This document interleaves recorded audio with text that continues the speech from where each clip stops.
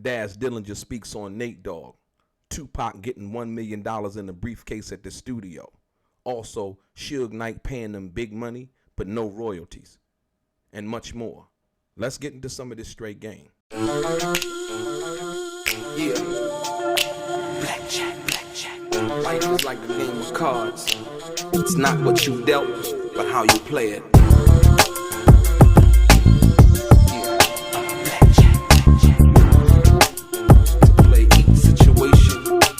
Correctly.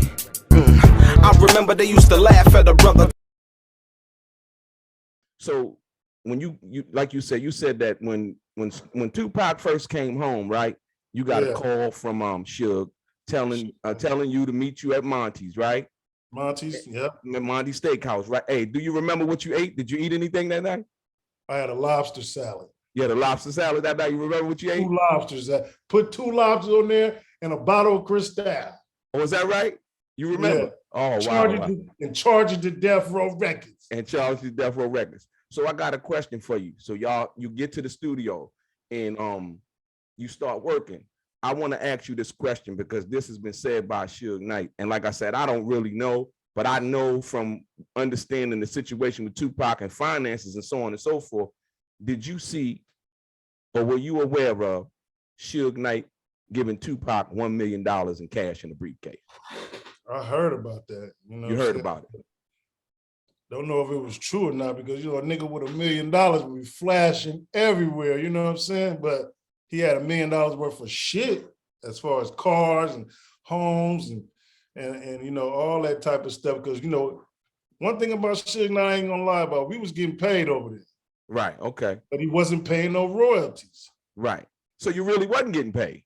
Because I mean, if you think about, and as well as now, Daz, because you deep into the royalty thing now, so now the difference between, okay, if you giving me 10,000, 15,000, 5,000 a week or whatever, versus you seeing your royalties, your mechanicals, as well as your writers, as well as your licensing money and being able to, that's a different kind of money. You know that now, right? Yeah, because Suge was giving us he was giving us real money though, like 150,000 and shit like that. And I go to the bank and cash that motherfucker. So 150,000 when? A month? A week? A month?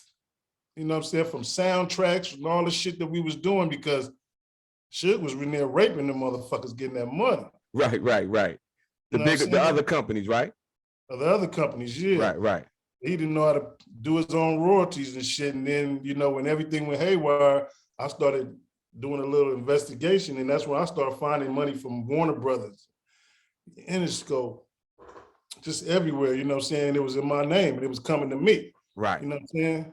Right. Okay. So you don't really know about the $1 million. The reason why I asked you the question about the $1 million, right, is because if what people were saying was true, and I already showed the public about the information involving the bail agreement, which a lot of people didn't know. They thought Suge had put up that money to bail 2Pac out. And I showed in the bail agreement. The reason why I asked about the $1 million, because if you give an artist $1 million getting out of jail, right, there's no need for you to give him $5,000 a week. He was only on death row for 11 months. So you wouldn't need to pay him as far as that. But then I understand the bail agreement. That's the reason why I asked you that. But you say, not to your knowledge, you don't really know. I don't really know, but Suge would give us a lot of money and then still give us a monthly. Is that right? Okay, Yeah. Okay. So he would still give you a monthly, but so how was that money being allocated, or should I say accounted for though, Daz? That's what I'm saying. See, because this is the thing, like, right. If you giving me money, right? And so you say you're giving me the money that you would work for, like say if you would do a soundtrack or something like that, you get paid for that. You would produce a beat, you was doing that, you know what I mean? But then how would that money be accounted for from that perspective to be able, was it a recoupment? Was I, it was a recoupment. It was a okay. recoupment. They always put that shit in your face. You owe this, you owe this. But I'm like, what about the royalties? And, I used to be up on all that shit. You know what I'm saying? Right. I wasn't budging doing a motherfucking thing unless I got paid to do it. Absolutely. How I do it. You know what I'm saying? What would you charge? So did you have an in-house way you would charge for a track? Was it an in-house? I was getting like 25,000. 25,000 a track? That ain't bad. That's good money back then. That was back in the 90s, you know. That's what I'm saying. Yeah, absolutely. That's good money back then. I always had the money, you know what I'm saying, because I was the producer. Right. You know what I'm saying? I was getting 50% off the top. So now when you look at all the work that I've done, I get 50% of that off the top. Okay, check this out. So I want to ask you, because one of my favorite joints on All Eyez on Me is Scandalous, right? Yeah. So when you did Scandalous, did Nate Dogg have the hook on there first, or did he come with it later? We had put all the words there first. So before Pac even rapped on it, you had the Scandalous, all that was already on there. We went in there and laid all that shit down one night. You know, one night. So Pac was there, Nate was there, and it was all together on that song. And DJ Quick was there too. And DJ Quick was there. Okay. That track too. Okay, because I understand sometimes like you might go in there, like some of the stuff you probably have all the words on there already. All this shit was on the spot. On the spot? Wow. Yep. Like I made the beats that night. Okay. You know I made 5 beats that night. Right. Like that day. That day, okay. And then Suge called. Okay. Meet us at Monty's. Okay, right. I'm like, well, fuck, I got these beats right here. So the first beat I put on was Ambitious of a Rider. That was hard. And we sat in there and we did the hook. I won't deny it. I'm a straight rider. You don't want to fuck with me. Right. Which we got from I'm not sagging, but I'm just flagging that you don't want to see the deal double G. And that's Snoop, right? Yeah, that's Snoop. Right, okay.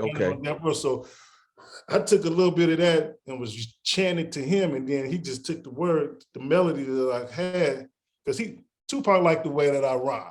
His rhyme style was a little bit towards like mine. Right, okay. You look at All Eyez on Me and you look at that last album, Me Against the World, it don't sound the same. Right, absolutely, true. I'm like the first person when he come, I'm telling him, you know, when I put the beat on, I'm, you know what I'm saying? Okay, right. You know what I'm saying? And then he just took it from there, and then shit. And I told him when he first came, I said, Pop, I see what Suge and them trying to do. Don't let this gang banging shit get between us. Absolutely. They want Tupac to be MOB blood. Right. And I seen that shit, you know what I'm saying? Because they try to do that shit with Hershey Low. Okay. You know what I'm saying? Hershey Low walked in the room with us, Blue, and walked out of the room with Suge. He was all red. You know what I'm saying? And he switched on us, and then I had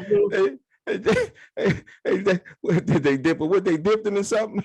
No, because he had felt like Suge Knight and them was gonna give him, you know, everybody tried to go to the puppet master Suge Knight thinking that this and this. So we had